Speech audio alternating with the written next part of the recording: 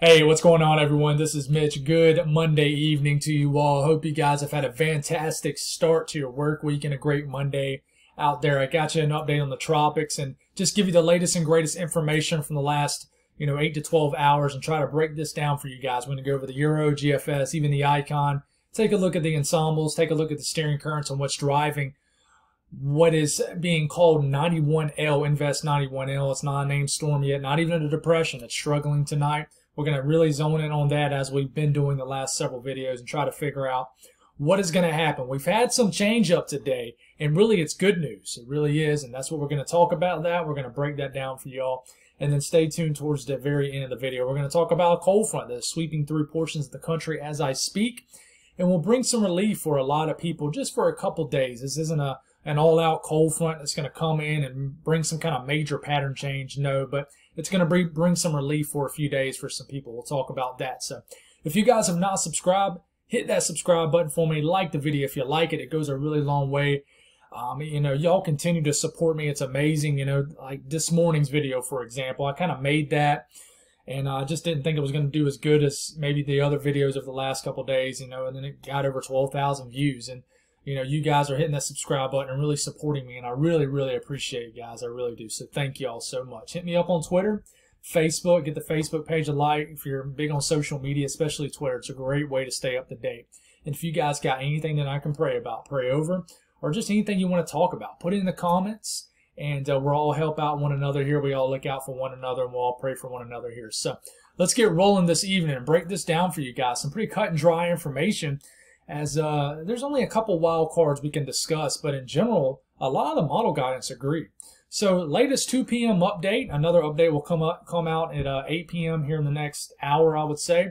First off, we still got this 30% chance of this tropical wave developing here in the next 5 days. We'll watch this little feature. But really, the big story is this, and this is probably going to get dropped off here shortly. But the big story is this, and we'll just go on and look at that. 80% chance to develop, but you notice the area of interest is starting to hook more. That should tell you all what you need to know about what we're going to discuss in this video. But places like Bermuda and still the Bahamas and the southeast coastline, you still need to pay attention. This thing is still way out here, and it's not even going to be north of Puerto Rico until we get into this weekend. So a lot can change. I will tell you, any information I tell you is changeable. It is. So even though I might tell you some good news, it could change back tomorrow. Until we can get some consistency, it's hard to call things a trend. All we can do is call them daily trends. That's all we can really do. And some would argue that just a day's worth of models it's not really going to be called a trend. So I could see that also. But right now, an 80% chance of 91L Invest to develop here in the next 5 days to a depression or a storm. So a more broader look at things in the Atlantic Basin here. This is a pretty robust wave right here. We'll see what it does over the next several days. And then this is 91L. This is, believe it or not, the area that is forecast to potentially develop. And then we just got a bunch of showers and storms, which I actually showed a radar imagery movement or a video on what's going on in and around the South Carolina area. Then had a lot of flooding. This almost looks like, on radar, a mini tropical depression off the coast of South Carolina. It was pretty impressive. But anyways, it's not. But we will watch this. I've seen crazier things happen. I really have. But the big story is this, and really what you got is a gigantic tut feature that is coming down and blasting these two vortices, which make up 91L, with one shear, and there's a lot of Saharan dry air in this area. So, and we've known this, but I can tell you we kind of expected this at this point to look a little bit better. Not a lot better, but a little bit better. But I have a feeling this is going to look like this over the next several days. And then it will have a chance in the Southwest Atlantic to develop.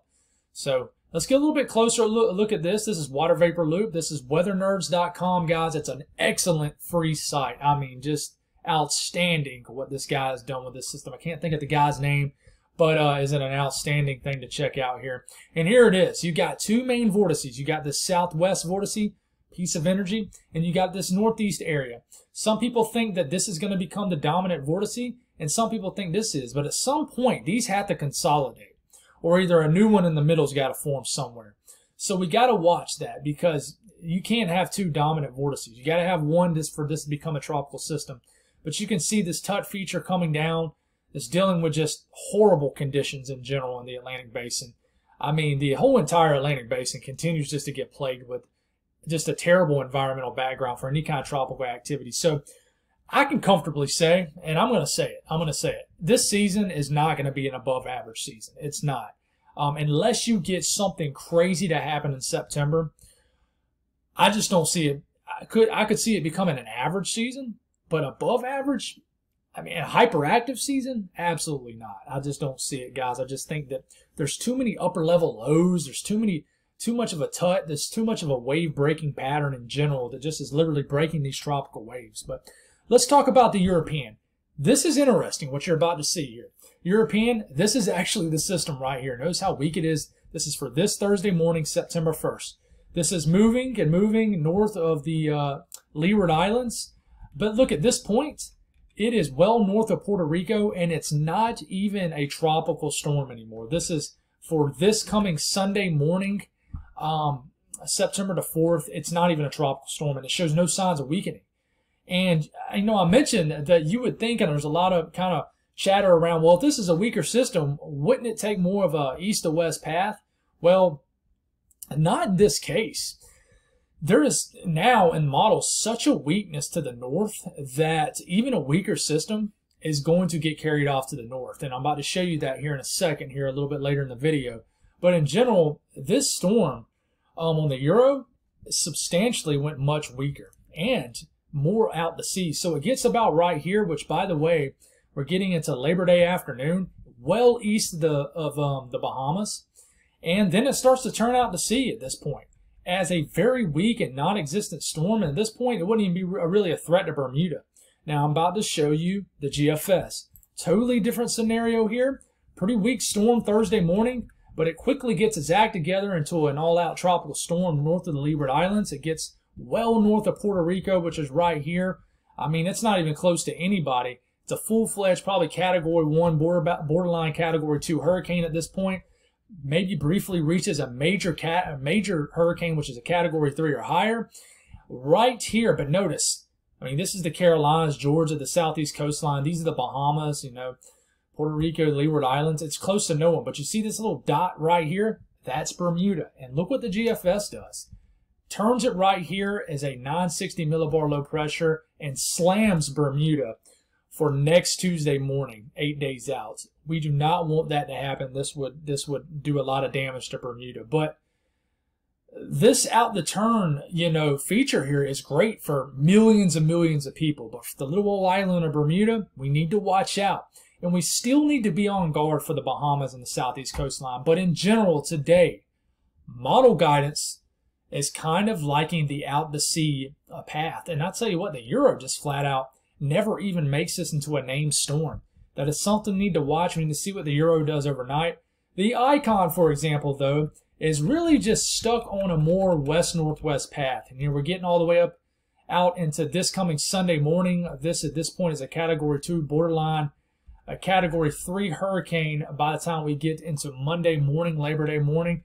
And it's still kind of inching towards the Bahamas. But you can tell if we move this about 24 hours from 162 to 180, well, that's not 24 hours, but you get about 18 hours. You notice it really slows down right here. And to me, if you were to keep this going another 60 hours, I guarantee you this would turn out to sea. So the ensembles, this is 180 hours out, which is what I keep showing you guys at first. And there's a reason I'm doing that. And it has a much weaker storm now, all the way north of the Caribbean islands.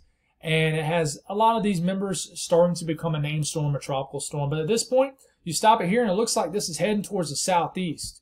But look what you do when you go 240 hours out, which is 10 days out. And look what all these members do that do form a storm.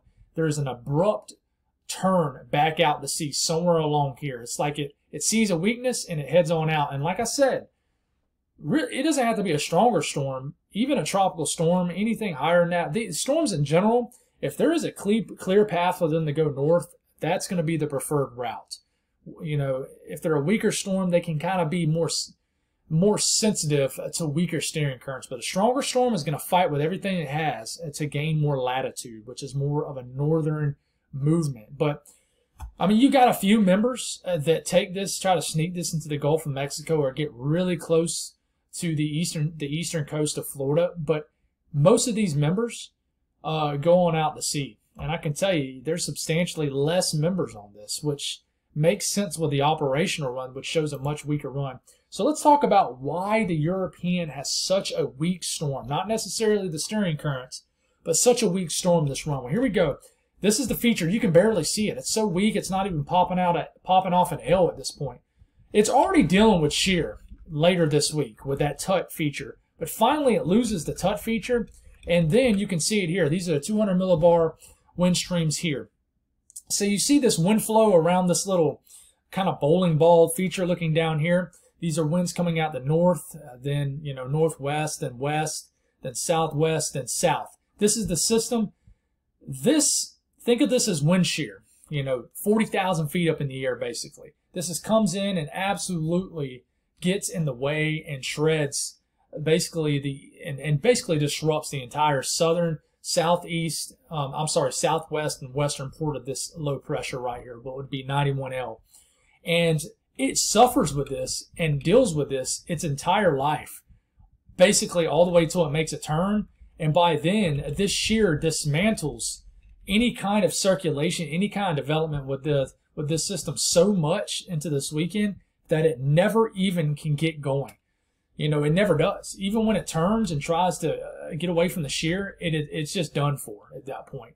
It's struggled its entire life, and I'm just talking as if this is going to happen, and it just never gets a good footing under it. And you can see it here. This shows us shear. Here comes the system right here, already dealing with the touch shear, and with that upper level low, with the tropical upper level low feature. And then here it goes. Here comes this upper level low that builds down here, and it's blasting the entire western, northwest part of the storm with southerly shear. And I mean some strong shear too, with shear pushing 40 to 50 knots. And it's just disrupting the storm. Any kind of system it does. Now, you look at the GFS, same system. GFS, steering current wise, does the same thing as the Euro. But the difference is the strength in a storm. And this is the latest GFS. And here it is. You're able to have a storm at this point that, yeah, it's dealing with a little bit of shear, but not near as bad. And it's starting to strengthen at this point. And look, there's no upper level low feature down here that's disrupting this system. It's just non-existent on the GFS. It's totally a different upper level pattern. So yes, this is the wild card feature. Steering currents, most models agree, ensembles agree that this is going to go out to sea as of now.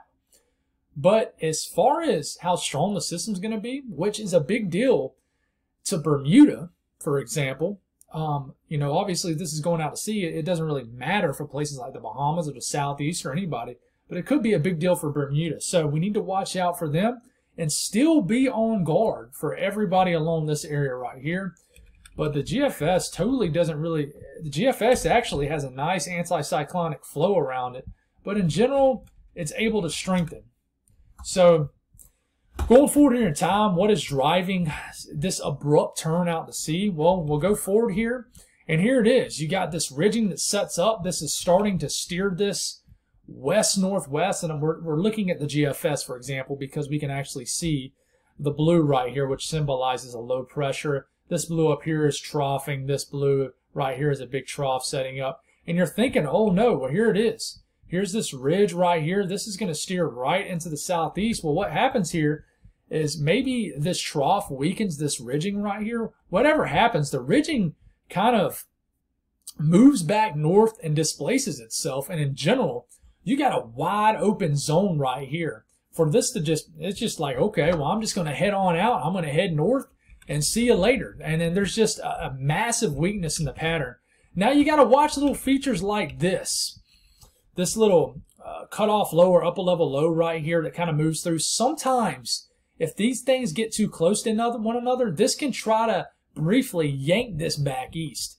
And this has showed up on the Euro for the last couple runs. So it's just, and you see how they attach to one another right here? Sometimes this can yank it back a little bit, especially if it's a stronger low.